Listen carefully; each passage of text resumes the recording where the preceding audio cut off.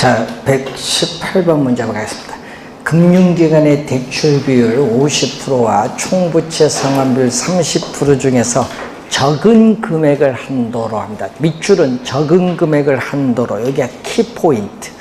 주택담보대출을 제공했는데 차입자의 월불입액, 차입자가 매월 갚아나가는 원리금 상환에 구하는 겁니다. 주택가격 1억 원, 연소득 2천만 원인데 대출 이자율 연 6%, 원리금 균등 분할 상환 방식으로 주어졌고, 자, 월 저당 상수 주어졌고, 대출 기간 25년 주어졌습니다. LTV 얼마죠? LTV는 주택 가격 얼마? 지금 1억 원에 대해서 대출금이 차지하는 비율인데 몇 프로 적용하냐면 50% 적용. 따라서 대출금은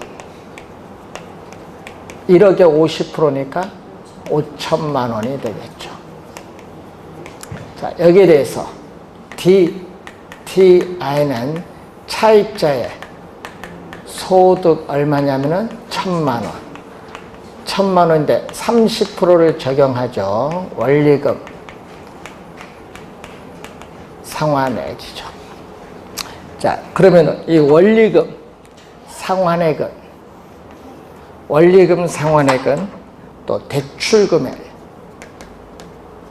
뭐를 곱해준다? 월 저당. 지금 월 저당 상수가 주어졌거든요. 그러면은 소득 1천만 원도 얼마? 12개월로 나누죠. 매월로 구해야 되겠죠. 매월 갚아나가는 원리금 상환액이면 연간 소득도 뭘로? 월 소득으로 고쳐줘야지. 그럼 얼마? 요것은 대출금의 월 저당 상수는 요거 곱해주면 되죠. 0.3. 1천만 원에 0.3 곱해주면 얼마? 300만 원. 300만 원을 12개월로 나눠주니까 얼마? 25만 원. 자, 요 25만 원이 우리가 매월 갚아나가는 뭐다? 원리금 상환액이에요. 네? 대출금의 저당상수 곱하면 매월 갚아나가는 원리금 상환액이지. 지금 저당상수가 얼마 나왔죠? 0.00643이 나와 있어요. 그러면 대출금은 얼마? 0.00643으로 나눠주면 되겠죠. 나눠주면 약 얼마 나와요? 약 3,800만 원 정도 나오는데, 그럼 어디가 적어요? 적은 걸 기준이니까 요걸 기준 대출해줘란 얘기예요. 그러니까 월 얼마? 차입자가 매월 갚아나 원리금 상환액 얼마? 25만 원 정도. 자, 119번 문제로 갑니다. 부동산 투자와 관련된 다음의 설명 중 틀린 것. 상가 건물의 지분 투자액 6천만 원이고 세전 현금 수지 300만 원일 때 지분 배당률은 얼마냐? 지분 배당률을 우리는 지분 환원율이죠. 지분 배당률은 지분 환원율인데 지분 투자액 얼마? 지분 투자액 6천만 원에서 세전 현금 수지 300만 원 곱하기 100을 해주니까 60만 원이죠. 300만 원, 60만 원 나눠주니까 몇 프로? 5%가 되죠. 5%. 자, 2번 갑니다. 상가 건물을 구입을 하기 위해서 자기 자본 8억 원 이외에 은행에서 4억 대출 받았어요. 부채 비율은 얼마냐? 자, 부채 비율은 분모가 지분 얼마? 8억 원에 대해서 부채, 대출 얼마? 4억 받았죠. 곱하기 100을 해주니까 2분의 1에 100이니까 50%.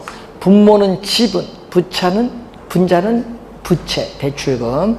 세 번째, 3번 갑니다. 순영업소득이 2,100만 원이고 총 투자액이 3억일 때 자본환원율을 뭐라고 하죠? 종합환원율이라고 하죠.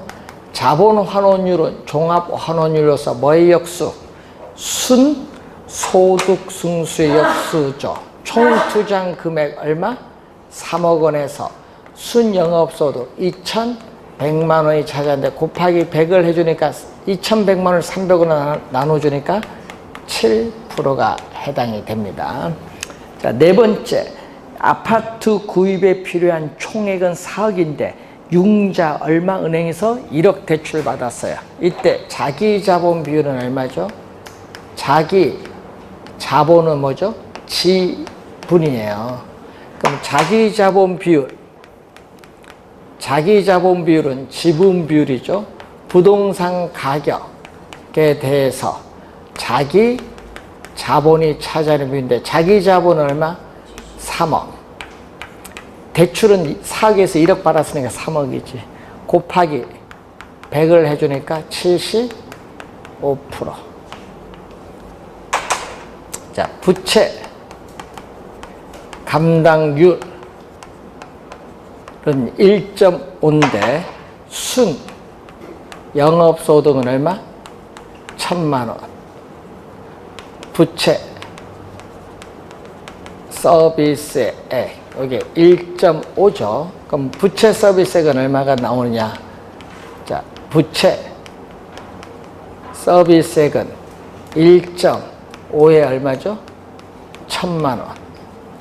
그러면 1억 원을 분모분자 10을 곱했죠? 15로 나눠주면 약 667만 원이 되죠. 그래서 여러분이 이 부채 서비스는 최대 약 67만 원 정도, 2천만 원 하니까 틀린 지문 5번 정답. 자, 199페이지로 갑니다. 부동산 금융에 관한 설명 중 틀린 것은 부동산 금융은 부동산 개발, 취득 등의 목적으로 화폐와 신용을 이전하기 위해서 사용되는 제도, 시장, 수단과 관계된 영역. 1번과 2번은 부동산 금융의 개념. 2번, 부동산 금융은 부동산을 운용 대상으로 하여 자본을 조달하는 일련의 과정입니다. 2번은 개념입니다. 3번, 부동산 금융은 부동산을 담보로 자금을 융통하기 때문에 담보 기능이 있고 또 부동산 사용에 따라 소모되는 감가상각비, 대출금에 대한 이자 지급액은 세액, 공제되기 때문에 세금을 절약하는 절세 효과가 있습니다. 3번 맞죠? 투자의 장점이죠. 4번 부동산 프로젝트 금융에서는 대상 부동산을 담보로 제공받으며 하니까 틀린 지문인데, 자, 이 프로젝트 파이낸싱, 자, 프로젝트 파이낸싱은 프로젝트 금융인데 프로젝트 금융은 부동산을 담보로 제공해서 금융기관으로부터 대출을 받는 방식이 아니다. 이 프로젝트 개발 사업의 미래의 수익성을 담보로 해요. 틀린 지문이고, 또 사업주는, 자, 이 개발 사업이 망하더라도 금융기관은 사업주의 원리금 상환을 청구할 수 없다. 그래서 사업주는 개인적인 채무가 없는 뭐를 원칙? 비소구 금융을 원칙으로 하죠. 1번, 4번의 정답. 5번, 부동산 거래의 활성화를 통해서 우리는 이 부동산 개발 및 건설 활동을 촉진시키는 게 있다. 5번은 부동산 금융의 기능. 자, 2번 부동산 금융을 설명한 것으로 틀린 것은 부동산 금융에서 변동 이자율을 적용하는 융자는 대출자인 금융기관을 인플레이션 위험으로부터 보호해주죠. 인플레이션이 발생하면 대출금리 인상을 통해서 금리 변동 위험을 차입자에게 전가시키기 때문에 금융기관을 위험으로부터 보호해줍니다. 동일한 조건에서 부동산 가격에 대한 융자 비율이 높다. 대출금이 많아질수록 구매력은 높아지기 때문에 수요는 증가한다. 감소가 아니라 수요는 증가합니다. 2번 정답. 일반적으로 대출 상환 기간, 만기가 길어질수록 자금 수요자는 매번 어떻게 돼요? 원리금 상환 부담이 가벼워지기 때문에 수요는 뭐다? 증가하죠. 일반적으로 융자 기간, 만기가 짧고 융자 비율, 대출금이 낮을수록 금융기관 위험도는 낮아진다고 볼 수 있고, 융자금의 금리가 낮을수록 자금 수요자의 이자 부담이 줄어들기 때문에 구매력은 높아져서 수요는 증가합니다. 자, 3, 4, 5번으로 가는데, 지분, 부채, 지분 금융과 부채 금융이 이제 나오죠. 지분 금융은 자기 자본을 지분이고, 부채는 타인 자본. 우리 투자를 하도 많이 배웠죠. 이제는 지분은 자기 자본을 조달하기 위한 금융이 지분 금융, 타인 자본을 조달하기 위한 금융이 부채 금융이에요. 그럼 지분 금융 방식은 리츠라는 게 있죠. 리츠는 부동산 투자 회사에 관한 법률에 의한 부동산 투자 회사인데, 이 주식 회사입니다. 그래서 우리는 주식 회사가 주식을 발행함으로써 자기 자본을 조달해요. 아니면은 우리는 대상 부동산에 대해서 투자자가 가지고 있는 지분권을 매각함으로써 자기 자본을 조달하는데, 리츠가 있죠. 또 금융기관이 지분 투자자 입장에서 자본을 대서 개발업자와 공동으로 개발 사업을 수행하는 조인트 벤처도 있고, 또 투자자가 자금을 대서 개발업자와 공동으로 개발 사업을 또 수행하는 부동산 신디케이트도 있죠. 부동산 신디케이트. 요 두 개는 작년, 요건 26회 출제했었죠. 또 자본시장과 금융투자에 관한 법률에 의한 부동산 집합 투자기구를 또 만들죠. 부동산 펀드를 또 결성을 해서 투자를 할 수 있는데, 이것은 지분금융 방식이에요. 자, 그리고 부채금융. 그래서 4번 문제의 정답은 3번이 정답. 부동산 투자 신탁은 리츠입니다. 부동산 투자 신탁은 리츠. 자, 타인 자본을 조달할 때는 뭐죠? 우리는 사채. 기업이 회사의 채권, 사채를 발행한다든지 금융기관에 저당권을 설정해서 타인 자본을 조달하죠.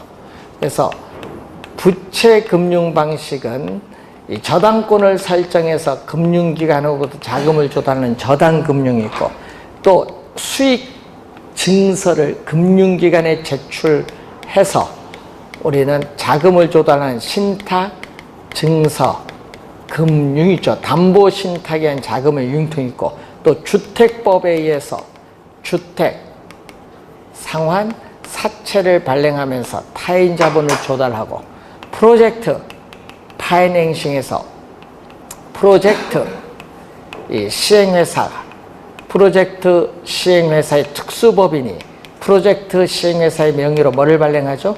또 회사채를 발행해서 개발사업에 필요한 자금을 금융기관으로부터 조달해요. 자, 5번에 부채 금융과 관련이 없는 건 2번입니다.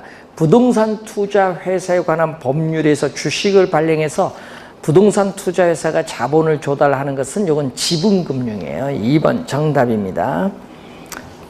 3번 문제에서 거기 보면은 3번 문제 지분금융이 저당금융, 기업, 니은, 신탁증서금융, 네 번째 자산유동화증권은 부채금융이에요. 여러분, 부채금융을 조달하기 위해서 발행하는 증권, 주택저당증권, 주택저당채권, 담보부채권, 자산유동화증권, 이 세 가지는 대표적으로 부채금융을 조달하기 위해서 발행하는 증권이에요.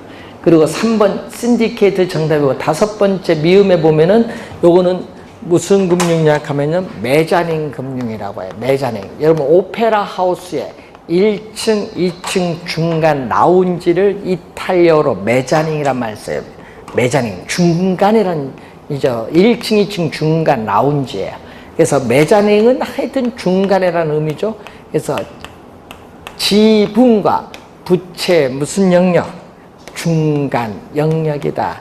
여기에 있는 대표적인 거 뭐죠?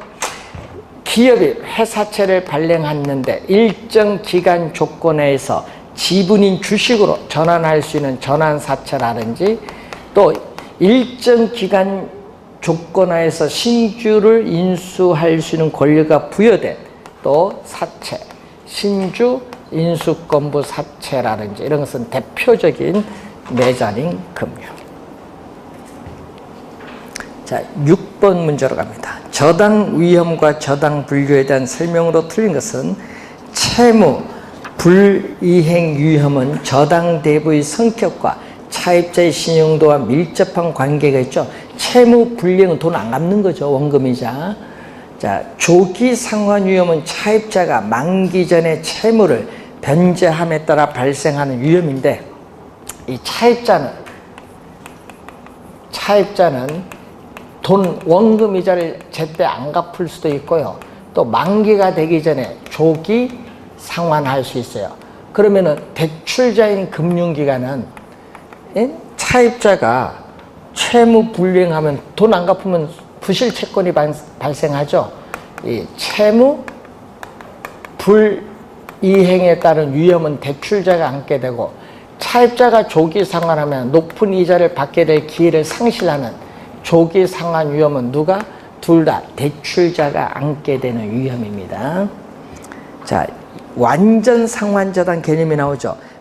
여러분 대출 받았어요. 그래서 매 기간마다 원금 이자를 지불함으로써 저당 기간이 끝남과 동시에 만기가 되면은 대출금도 완전히 상환되는 저당 방식. 여러분 1억 대출 받았어요. 매월 원금 이자 상환해서 만기 됐을 때 대출 1억 다 갚았어요. 이거에 바로 완전 상환 저당. 역연금 저당은 역저당입니다. 대출자가 차입자의 주택을 담보로 잡고 매월 일정한 금액을 평생 연금의 형태로 지급하는 제도죠. 역연금 제도는 역저당 제도입니다. 자, 조기 상환은 일반적으로 저당 이자율이 저당 이자율은 대출 이자율입니다. 대출 이자율이 시장 이자율보다 높을 때 발생합니다. 낮을 때가 아니라 높을 때 발생을 하는 것을 말합니다. 7번 금융기관이 부동산 대출 관련 위험을 줄이는 방법. 위험을 금융기관이 줄이려면 대출을 적게 주면 돼요. 담보 인정 비율 DTI 둘 다 낮춰야 돼. 대출금을 적게 주려면은. 그리고 금리 변동이 심할 때는 금융기관은 변동금리로 대출해 줘야 돼. 왜? 금리 변동 위험을 차입자에게 전가시켜야 되니까. 네 번째, 대출 실행 시 부채 감당률이 1 이하가 되면 안 되고 1보다 커야 돼. 그럼 1 이하가 되면은 뭐가 돼? 순영업소득이 부채 서비스에 감당하기 부족하니까 채무 불이행 위험이 높아요. 그러니까 1보다 커야 합니다. 5번 정답. 금리 변동 위험을 방어하기 위해서 이자율 수합은 교환입니다. 교환 등의 방법으로 위험을 전가한다. 자, 여러분 대출 실행 시점에 고정금리로 대출했는데 시장 상황의 변화에 따라 6개월에 변동금리로 바꿀 수 있는 거야. 이렇게 금리를 대출 금리를 바꾸는 거죠. 그래서 차입자에게 전가시켜버려.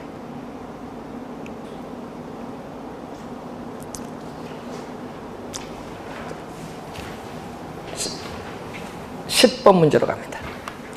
다음은 시중은행의 주택담보대출과 한국주택금융공사 모기지론의 대출 조건이다. 설명 옳은 건데 대출금액은 동일한데 시중은행 주택담보대출은 기준금리에 가상금리를 더한 뭐죠? 가상금리를 더한 무슨 금리? 변동금리고 모기지론은 고정금리입니다. 1번 모기지르는 경우에 월 상환액 중에서 자, 이자가 차지하는 비중. 자, 월 상환액 중에서 이자인데 고정금리에서 뭐죠? 원리금 균등 분할 상환. 자, 고정금리는 원리금 균등 분할 상환이에요. 모기지론인 경우에 원리금 균등 분할 상환일 때는 월 상환액은 뭐다? 매월 갚아 나가는 똑같지. 이자는 기간이 경과할수록 점점 줄어들죠. 예? 그럼 전체 값은 감소합니다. 늘어난다니까 틀린 질문. 감소합니다.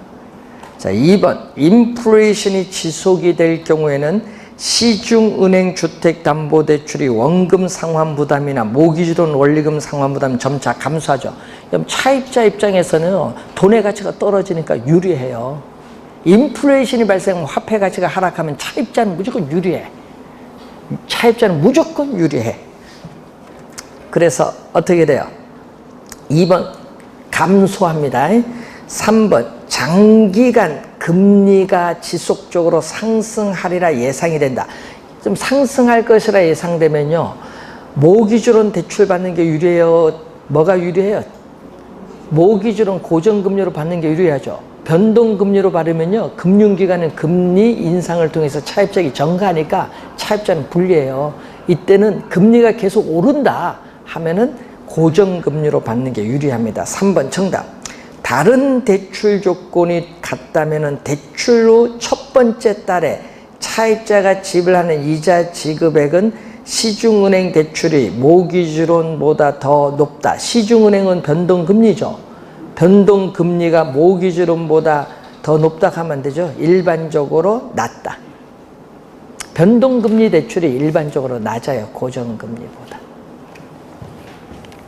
자, 대출.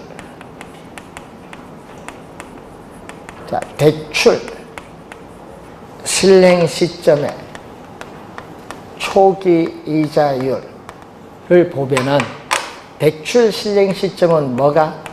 고정 금리 대출이 뭐보다?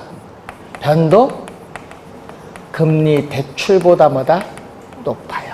변동금리 대출 낮아요, 일반적으로. 자, 5번 대출자 동그라미.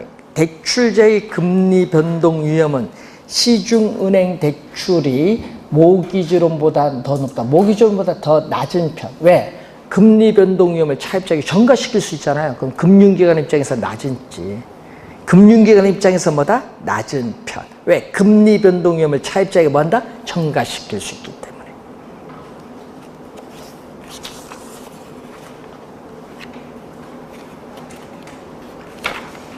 자, 11번 갑니다. 주택담보대출에 관한 설명 중 틀린 것. 연간 이자율이 예를 들어서 5%다. 같은 1년 만기 대출인 경우에 대출자는 기말 한 번 이자 받는 것보다 1년에 4번 나눠 받는 게 어느 게 유리해요? 1년 4번 나눠 받는 게 유리하죠. 4번 이자 받아서 또 대출해주고 또 이렇게 하니까 금융기관 입장에서 유리해요. 1번 정답. 2번 코픽스를 기준금리로 삼는데, 자, 변동금리 대출에서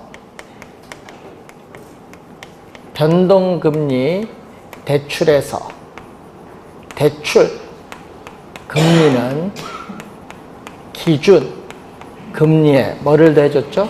가산 금리를 더해줬는데, 이때 이 기준 금리는 두 가지가 있죠. 양도성 예금 증서 금리는 이자율 조정 주기가 3개월, 그리고 코픽스 2012년 말에 도입됐죠.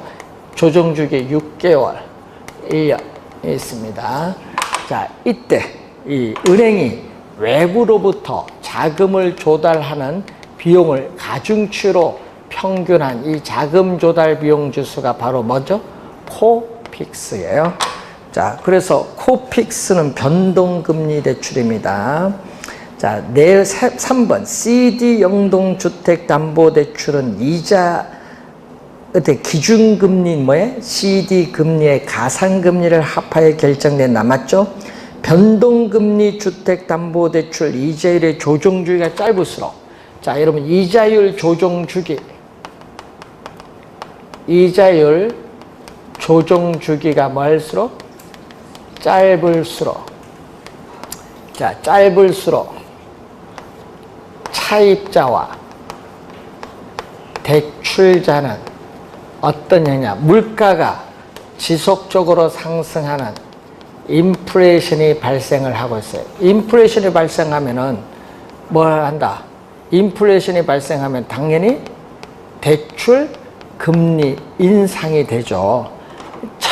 대출자는 화폐 가치 하락해서 손해보니까 대출 금리 인상을 통해서 금리 변동에 따른 위험을 차입자에게 신속하게 정가이기 때문에 차입자는 뭐다? 불리하고 대출자는 뭐죠? 유리하다. 이게 4번 설명. 자, 5번 CD 영동주택담보대출은 무슨 대출? 변동금리대출.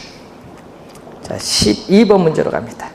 주택담보대출에 관한 설명으로 옳은 것은 자, CD 금리가 상승하면 자, 여러분 CD 금리, 코픽스가 상승하면 기준금리가 상승해서 대출금리가 상승하고 CD 금리가 하락하고 코픽스가 하락하면 기준금리가 하락해서 대출금리가 하락을 합니다. 여러분 대출 중간에 시장 상황의 변화에 따라서 기준금리가 변해서 대출금리가 변동하고 이 가상금리는 마진이에요.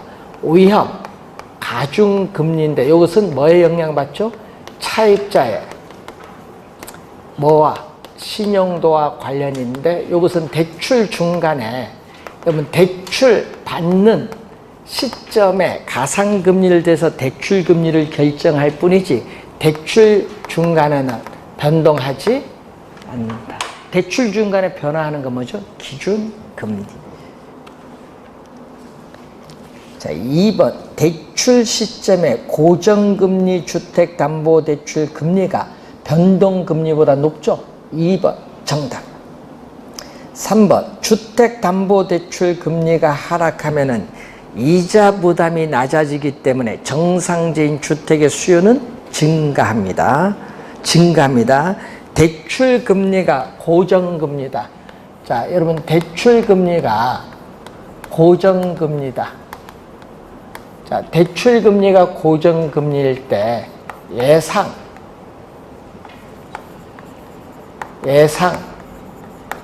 인플레이션보다 뭐가 더 높다? 실제 인플레이션이 더 높았다. 자, 예상 인플레이션은 2%, 실제 4%가 됐다. 그럼 예상 못한 게 몇 프로? 3%, 2%가 되죠. 예상 차이, 예상하지 못한 인플레이션이 발생을 했는데 문제는 금리는 어떻게 돼요? 대출 시점부터 만기까지 금리는 고정돼서 변화가 없거든요. 그래서 뭐는 변화가 없어요? 명목상의 금리, 이 명목상의 금리는 뭐를 의미하죠? 고정, 대출금리. 대출금리가 고정돼서 요건 변화가 있다 없다? 없어요. 변화가 없지만은 예상치 못한 인플레이션만큼 돈의 가치가 더 떨어져요. 명목상의 금리가 변화가 없지만은 돈의 가치가 더 떨어지기 때문에 실질 금리가 떨어지는 거예요. 그래서 대출자인 금융기관은 돈의 가치가 더 떨어지니까 2% 더 떨어졌으니까 손해. 대출자인 금융기관은 손해를 보고 돈 빌려간 차입자는 이익을 얻는 거예요. 4번 틀렸고 대출 비율, 대부 비율이 높아질수록 원리금 상환 부담이 높아져서 위험이 높아지기 때문에 대출 금리도 상승합니다. 낮아지는 것이 아니라 높아집니다. 그래서 틀린 지문이 되겠습니다.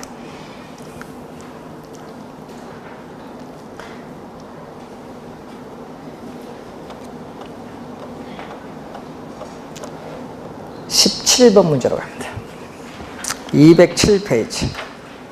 부동산 금융에 관한 설명으로 틀린 것은 한국주택금융공사는 주택저당 채권을 기출해서 주택저당증권 MBS를 발행해서 자금을 조달합니다. 시장 이자율이 대출 약정 이자율보다 높아지면 밑줄.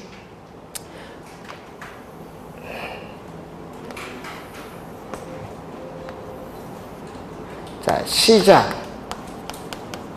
이자율이 여러분 대출 이자율을요 약정 이자율, 계약 이자율, 저당 이자율이라고 하거든요.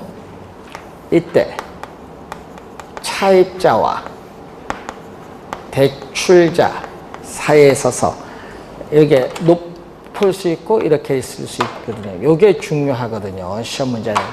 이렇게 되면은 차입자는 높은 대출 금리로 갚는 거 손해고 대출자는 이익인데 이때는 시장 금리 하락에 따르는 금리 변동 위험은 차입자가 부담을 해요. 그래서 이때는 차입자가 손해를 보니까 차입자는 만기가 되기 전에 뭐 한다? 조기 상환을 하는데, 조기 상환을 할 때는 싼 대출 금리로 빌려요.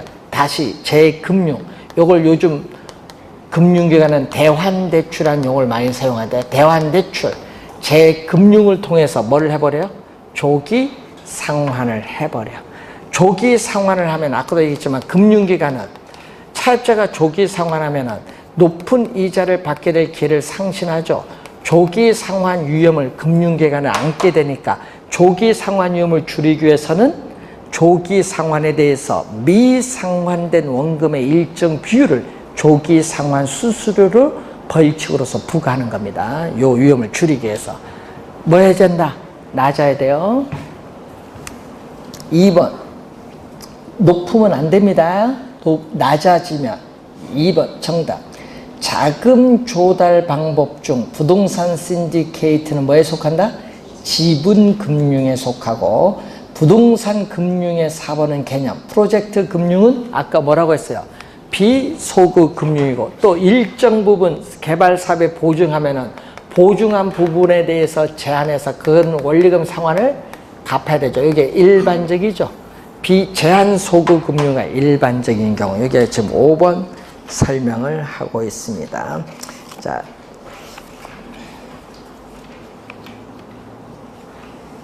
자 17번 문제까지 풀었고요.